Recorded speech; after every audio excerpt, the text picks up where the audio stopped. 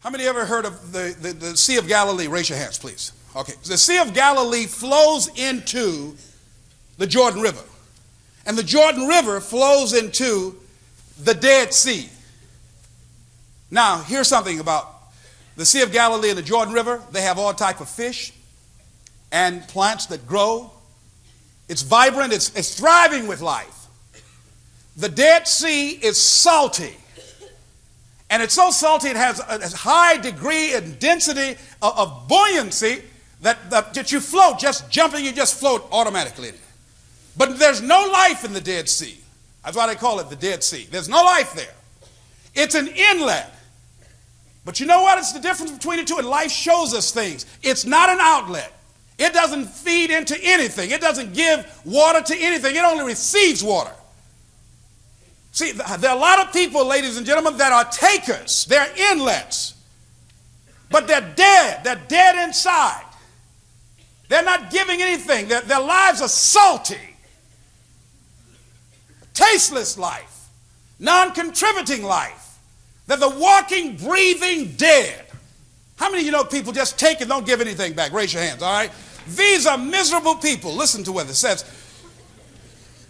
They're miserable people to be around, these takers. The act of giving makes you more alive and able to sustain life. See, when you are going through life relentlessly, seeking out what is it you're supposed to give? What service are you supposed to give, that you're supposed to provide, that you're supposed to bring? Here's something God said that's very important. He said, service is the rent we pay for the space we take up on earth. Woo! How many of y'all know people that's behind in their rent? Raise your hand, please, all right? There's a lot of y'all that raise your hand because you're the ones. I'll just play it with you. We're going to give you your money back if you're the one. All right. All right, so decide now, whatever you have, whatever this is that you have in you, that you're going to give. And you're going to give like you've never given before. Why? It gives your life to give. It brings out more in you. The more you give, the more you realize you can give. The more you share, the more you love, the more compassion you show. What a time when we have homeless people. The time when we have young people who have no sense of purpose and direction. At a time when people are feeling powerless with all the massive layoffs and jobless people. And there's a mean spirit against people that are down on their luck. For people now decide that regardless of what's going on in my life right now, there's something I can give. Regardless of what's going on, that I showed up to do something. And I'm going to find a way to become of greater service to humanity and greater service to life. Now, what can you do, Les, when you have been telling yourself you can reach your goal and you've been affirming, I am abundant, I am rich, oh, I feel better than good and better than most, I'm blessed and highly favored, I can make it, I'm a winner, and you losing every day. Life whipping your butt every day. You reading all these prosperity books, you listening to all these tapes, and it ain't happening. You wrote your goals down. You've been concentrating on these goals. You've been going out there and you have no money in your pocket. You're talking about, I'm a rich child of God. Your mind says, come on, give me a break. Who you joking? What do you do when you've lost your spirit, you've lost your job, you lost everything, life been devastated? How do you do it? Come on, be real, man. Come on, get a life. You can't do that. You can't come back from that. Come on. How do you do that? Here's something that Larry DeAngelo wrote. He said, life is like a grindstone. It can polish you or it can pulverize you, depending on how you position yourself. Hello. Here's what I want you to do. Think about this goal you have. I want you to think about it hard. Because here's what happened to that man that closed himself into the garage.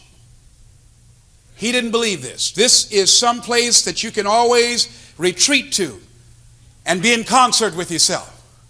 See, when I started working on my goal, just starting 5 years ago, to go into a $210 billion industry, had no training in that industry, never did it, no exposure in that industry, wanting to become nationally known, not a celebrity, not some athlete or actor.